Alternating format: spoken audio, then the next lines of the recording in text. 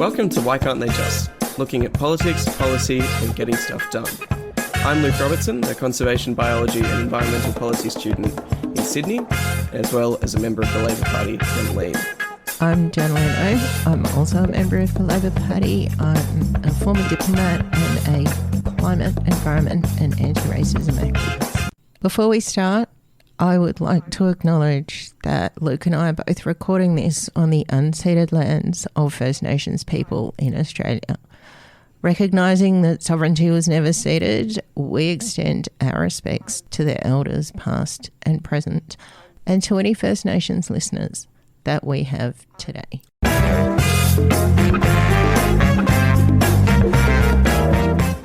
So today we are talking about human rights. Currently in Australia, Angus Taylor, the leader of the opposition, is talking about making continued citizenship conditional on continued adherence to Australian values. Talking also about the notion of bad countries and implying that people from those countries are inherently bad. And that's only one half of the new right-wing pie, with Pauline Hanson also labelling entire religions as inherently bad, showing that she has not changed since her maiden speech in 1996. With both of these people threatening to destroy the notion of citizenship, why is it so important that we uphold it? So what citizenship really means is that your country is going to do certain things to protect you, that your country, represented by your government, sees a responsibility for your welfare. Now, that is most evident overseas, where if you get into trouble, you can go to your embassy and usually that will give you some advice or assistance, but also at home, it entitles you to things like social welfare. In a democracy, you can vote, you can stand for office. In some countries like Australia, you get access to public health care, public education. So citizenship has a long history. In Roman times, being a Roman citizen meant that you could not be enslaved. It meant that you could not be imprisoned without due process. It meant you were exempt from certain forms of torture.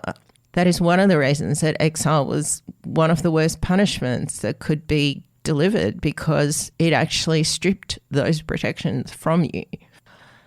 One of the most fundamental rights of an Australian citizen is being able to come back to Australia and to live and work in Australia. During COVID, that was temporarily suspended for public health reasons. And I think we've said on a previous episode that one of the reasons that so many people came into Australia during the 2 years after COVID was because a lot of them were Australian citizens who had not been able to come home for a couple of years. There's been a debate in Australia where the opposition has said the government shouldn't allow the families of Islamic State fighters in Syria to come back to Australia, even though they are Australian citizens. The Australian government has no power to stop citizens from coming back to Australia. And in fact, almost all of those families are now back. There is a strong national security case for bringing them back, because at some point, the children, when they grow up, could come back to Australia. Surely it is better for Australia's national security and community safety to have them brought up in Australia, to have them put through an Australian education system, to be accepted into the Australian community, to go through de-radicalisation programs. If their mothers are found to have committed crimes, then they should go through the Australian criminal justice system. And that is a much better way of ensuring we can actually exercise some influence over their actions, their decision-making, and hopefully welcome them back into a society so that they actually want to contribute to the society and not harm it. The worst terrorist attack on Australian soil occurred in Bondi in December 2025 when 15 people were killed by two gunmen. That was an absolutely shocking and tragic event. The worst terrorist attack committed against Australians was in Bali in 2012, when over 200 people were killed when a nightclub was bombed. That was a deliberate attack against Australians. So stopping people from coming to Australia doesn't necessarily stop them from hurting Australians. The other issue is this idea of conditional citizenship is also highly problematic. Why is that? Well, because if you're an Australian citizen, you're an Australian citizen. I think it is very reasonable for the Australian government, as it does, to require people wanting to come to Australia on visas to agree to uphold Australian values, which are listed on the Department of Home Affairs website, and which talk about things like compassion and non-discrimination and supporting democratic values. But once you become an Australian citizen, you are an Australian citizen. It doesn't matter where you come from. It doesn't matter what your ethnic background is. And it doesn't matter what anybody else who shares that ethnic background or language history or cultural background or religion ever does. That should not affect your right to be an Australian citizen. So I do recall a few years ago, Peter Dutton, who was then Home Affairs Minister, talking about second-generation Lebanese, because there had been a couple of people of that description who had been charged with terrorism offences. Bill Shorten, who was then the Labor leader of the opposition, stood up and said, second-generation Lebanese. You know, mate, in the Labor Party, we have a word for those people. We call them Australians. That was a really good statement of exactly what it should mean to be Australian. And I would note that at the same time that Peter Dutton was making these calls about second-generation Lebanese, there was a raft of convictions of Catholic priests from Ireland for horrendous child sex offences. Now, nobody suggested at that time that there should be restrictions on the entry of people from Ireland or men from Ireland or Catholic priests from Ireland. And nor should there be. People from Ireland should not be held accountable for the actions of individual compatriots any more than people from Lebanon should be held accountable for the actions of their compatriots. Yeah, so much of this is built on the rocky foundations of alternative history, you know, like the Southern Cross flag and the Eureka Stockade and the heads of the people who fly these flags at, you know, the March for Australia anti-migrant protests. Forget, in their heads, to them, it was all white people sticking it to the government. But of course it wasn't. It was an incredibly diverse migrant coalition. Australia has a migrant history, of course, and the framing of migration by these groups in terms of bad countries and bad religions turns it into a disgusting social debate that deliberately erases history. Who do these people think the Snowy was built by, or why the Garn Railway is called the Garn? This alternative history and the alternative facts that come with it erase the history of this country into an idealised version that fits their own ideology. So, Janaline, you've talked about the history of human rights, but living in Australia, it feels as if one of those rights is the right to participate in democracy and elections. But of course, many nations do not have that same privilege. So how do the concepts of human rights and democracy interact? Democracy is obviously very important. Democratic systems are definitely better historically at delivering rights to their people. But democracy is not enough to protect human rights. Democracy is essentially a way of organising yourself politically so that the wishes and the priorities of the majority can be reflected in the policies and decisions of their government. Now, that is really important to do in terms of things like budget allocations, in terms of the relative weight given to social services or national defence. It's not enough to protect human rights. Why is that? because it doesn't necessarily protect unpopular minorities. During the 2010s in Myanmar, where there was a concerted government-endorsed campaign of persecution against the Rohingya Muslim minority that was supported by around 80% of the population. The persecution was horrendous. People were killed, tortured, raped, and millions of them fled. Yes, I certainly don't think democracy inherently protects minorities, particularly, as you said, many who are deemed unpopular by the majority. I think that certainly exists throughout our history with the treatment of First Nations peoples here in Canada and the US, and of course the treatment of Black Americans in the United States were justified with the notion of democracy. I think we're still seeing that in the modern day, such as in India with greater persecution of the Muslim minority, and of course in the Middle East with Israel and the treatment of Palestinians in the West Bank and Gaza. The history of individual human rights and the history of democracy have developed kind of in parallel, but also kind of independently. In Western Europe, the Magna Carta in 1215 established that a free man could not be imprisoned without due process and the judgment of his peers. During the 18th centuries, during the French and American revolutions, things like the Declaration of the Rights of Man established rights such as freedom of speech and assembly. The internationalisation of human rights was strongly related to armed conflict. The horrors of the Crimean War in the mid-19th century led to the creation of the International Committee of the Red Cross, which then developed some rules which eventually came enshrined into the Geneva Conventions, particularly famously dealing with the treatment of prisoners of war and the treatment of civilians in a conflict zone.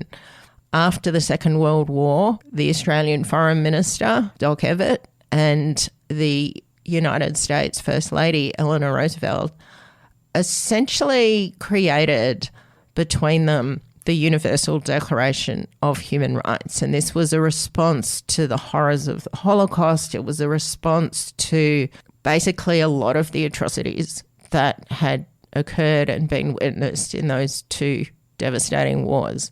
And the most important thing about the Universal Declaration of Human Rights is, in my view, not necessarily the articulation of what those rights are, but the really fundamental concepts that human rights are firstly universal, which means everybody has them.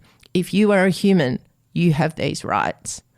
Secondly, they are individual, which means they are not contingent on what group you come from, on what religion you are, on which country you were born in. They belong to you individually, regardless of the actions of any other member of any group that you might be associated with.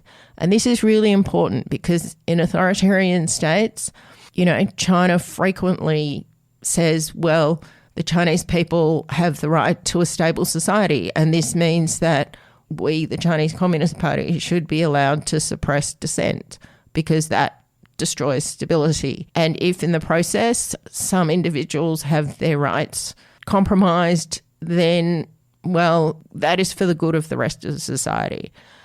The Universal Declaration of Human Rights fundamentally rejects that premise. It says every single individual human has these rights and holds the rights as an individual.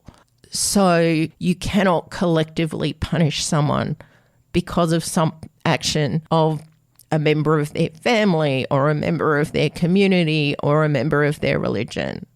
The last really important concept is that human rights are inalienable. And this is important because what it means is that regardless of what you may have done, you still have these human rights. And that means not that you can't be punished, but it means that you should be punished after a due process has established that you were guilty of whatever you're accused of, and the punishment fits the crime for the specific individual.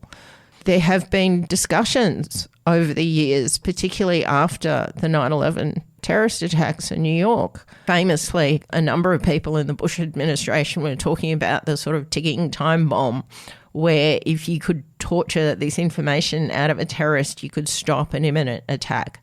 There has never been any evidence that that has been successful. In fact, in cases where people are tortured, they tell their torturers what they think the torturers want to hear, and it doesn't necessarily correlate with anything in real life. And this is, in fact, one of the reasons that the US Field Manual for Military Operations has basically always said that torture is not an effective interrogation tool because the information that comes from it is not reliable. But why would it matter? I mean, if someone's a terrorist, maybe they have forfeited their rights. But then how do you know that this individual that you have in your custody is actually a terrorist? You can only know that if you've done a proper investigation and after a proper due process. And there are multiple examples of people swept up in the US war on terror and sent to Guantanamo and subjected to some pretty awful conditions who were later found not to have had anything at all to do with terrorism.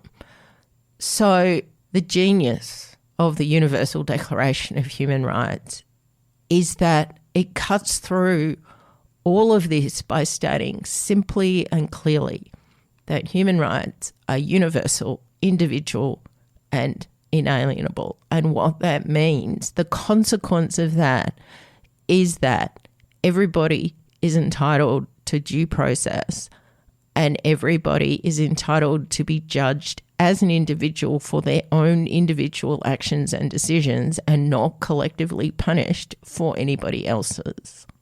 So, it's clear just how vital it is to have inalienable rights that apply to everyone and that nation states actually respect them. But right now, both globally and here in Australia, we're watching far-right populism gain ground as mainstream conservatism gets hollowed out. And the central focus for all of these movements? Migration. You see it in the UK with Reform pledging to deport refugees. In Germany, the AfD is talking about remigrating people they decide haven't assimilated. In France, the National Rally wants to cut migrants off from social programs. And of course, in the US, Donald Trump is carrying out mass deportations. Those same themes are ringing true here right at home in the rhetoric of both the Coalition and One Nation.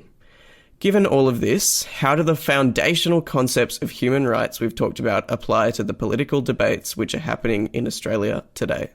So I think in terms of Australia and the political debates, I think it is deeply worrying that we have not just One Nation basically saying that an entire religion should be banned from Australia, but we also have the leader of the opposition, the leader of the so-called mainstream major party, the Liberal Party, which has governed Australia for more than half of the last 80 years. I really think it is worrying that they are talking about judging people from where they come from. I mean, it is barely disguised racist dog whistling. For Angus Taylor to say, well, I think we should discriminate on the basis of adherence to Australian values, and I think we can assume that people who come from liberal democracies are more likely to adhere to those values than people who don't, who come from so-called bad countries. And he actually name-checked Iran. Now, most Iranian Australians that I know are deeply committed to democracy, and in fact, the experience of their compatriots in Iran has only reinforced their commitment to democracy and human rights because they have seen and they have deep knowledge of what happens when those rights are violated.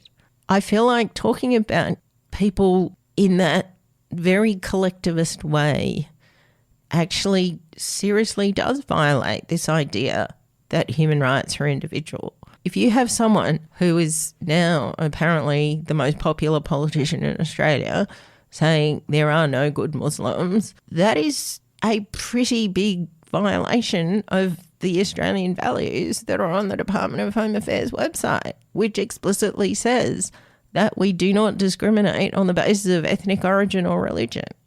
So I really would like some of those political leaders who are saying these things, who are demonising whole sections of the Australian community, and who at the same time are saying we should be withdrawing the citizenship of people who don't subscribe to Australian values.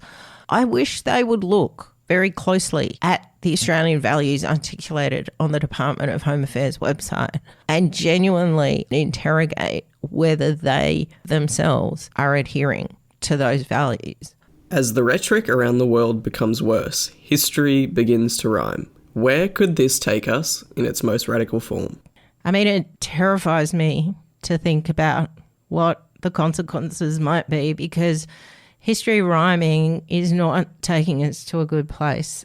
The fundamental issue is that dehumanisation of other human beings, subscribing to the idea that some people should not have rights and some people are less human than other people, has led to literal genocide, right? So the Rwanda genocide, one of the big pieces of propaganda through that was labelling people as cockroaches. And that was a way in which you could remove yourself from the idea that what you were doing was to another human being. Because fundamentally, I think there is a kind of natural moral inhibition in humans against harming other humans. So how do we deal with this? We pretend that the people that we are harming are not actually people, that they're not actually humans. You know, in the Vietnam War, US troops called the enemy Viet Cong goons to dehumanize them, to essentially justify terrible acts against them. So this is kind of the slippery slope that we can end with. The Jews in Nazi Germany were constantly dehumanized. They were considered, you know, they were put into cattle trucks. There was a huge propaganda effort to strip them of their humanity within the minds of ordinary people. So it's a really terrible, terrible potential outcome here. I don't think it ends anywhere good. Yeah, there's a good episode of Black Mirror, I'm not sure if you've seen it, called Men Against Fire, where the premise is that the army, I think the American army, is in a war and they're wearing these glasses that make them see people they're killing as aliens. They refer to them as roaches, and that when one of their glasses breaks and they take them off, they see they're just humans and they physically stop themselves from, going out and killing people. This does segue to a good poem by Martin Niemöller, who was himself a clergyman during World War II and is condemning himself and other German intellectuals and clergymen in allowing and being complicit in the Nazis' rise to power. First, they came for the communists, and I did not speak out because I was not a communist. Then they came for the socialists, and I did not speak out because I was not a socialist. Then they came for the trade unionists. I did not speak out because I was not a trade unionist. Then they came for the Jews, and I did not speak out because I was not a Jew. Then they came for me, and there was no one left to speak out for me. Yeah, this poem appears in Holocaust museums all over the world. It's tremendously famous. And what it basically says is, fundamentally, if one group of people does not have rights, then no group of people is going to have rights, because eventually you are going to end up being one of those people who doesn't have rights. So essentially, I think human rights have to be universal or they are nowhere. They are nothing. If they don't apply to everybody by virtue of being human, how do you determine who has rights and who doesn't? It will depend. Who decides? Is it just people who have power? Is it just people who have good weapons who decide who has rights and who doesn't have rights? So I think that was one of the most important developments in that whole creation of the international human rights architecture, was the idea that human rights are universal and individual, that you cannot be punished for the actions of someone else in your group, but also that it doesn't matter what group you belong to, you still have human rights. Those are really, really important concepts. You know, because I was a diplomat for a long time, one of the issues that I did take some interest in was the concept of diplomatic immunity. Now, diplomatic immunity is not a thing that has always been recognised. Being an ambassador in earlier times was a pretty perilous profession. It was pretty common for monarchs to take other countries' ambassadors hostage, to imprison them, to torture them and to kill them in pretty horrible ways. The concept of diplomatic immunity came up because it became impossible for countries to actually conduct diplomacy while ambassadors were being kidnapped, tortured and murdered. And finally, I think rulers understood that this was actually against their interests because it closed off opportunities for dialogue and closed off opportunities not to engage in incredibly costly wars. So the Vienna Convention on Diplomatic Immunity gives diplomats basically blanket immunity. Now, that can be waived. So if a diplomat comes into your country and murders someone or steals something or commits some other crime, it is possible for their country to waive their diplomatic immunity, and that has happened on numerous occasions where diplomats have done bad things. But it really has to be respected by the host country because otherwise everybody is at risk. So, you know, there have been debates about, but shouldn't diplomatic immunity just be automatically cancelled if a diplomat is involved in terrorism? Well, certainly if a diplomat is involved in terrorism, they should probably have their immunity waived and they should be punished. But if you unilaterally waive that as a host government, well, what's to stop another host government from randomly accusing one of your diplomats of terrorism? Because once you waive immunity, you remove that due process requirement. So it's really important that even people accused of the worst possible crimes actually have these rights, because you need to be sure that you're punishing the right person. And that's not to say they shouldn't be punished. They absolutely should. There is a criminal justice system for a reason. And when I say that I should have the right as an Australian citizen to be a psychopath or to commit horrible crimes and still be an Australian citizen, I'm not saying that that means that being a psychopath or committing horrible crimes is a thing that is okay and that I shouldn't be punished for it. I absolutely should, but I should be punished through the criminal justice system. I should not be punished by having my fundamental human rights withdrawn, because fundamental human rights don't mean that you can't be punished for doing stuff. It just means that you have to have been put through some kind of process that establishes that it was actually you. Well, I think all we've discussed today is incredibly important, particularly given the historical context around which these concepts are built. I think it's important that we treat these discussions for what they are and do not allow the sort of dog whistling and racist rhetoric that comes from a lot of these people, so that we do not fall down the same slope that has seen this persecution of so many minorities around the world. Yeah, obviously I feel this pretty intensely as one of the targets of some of those dog whistles. I got to say, though, it is so important that people remember that if human rights don't apply to some people, at some point they are going to be one of those some people. If human rights do not apply to some people, then they don't apply to anyone. And I just feel that is so important. And we cannot rely on majorities to protect minorities. We really need to have a very robust system that actually looks at people as individuals, judges them as individuals for their actions and not for who they are or who they're related to or who shares their religion or who shares their ethnic origin.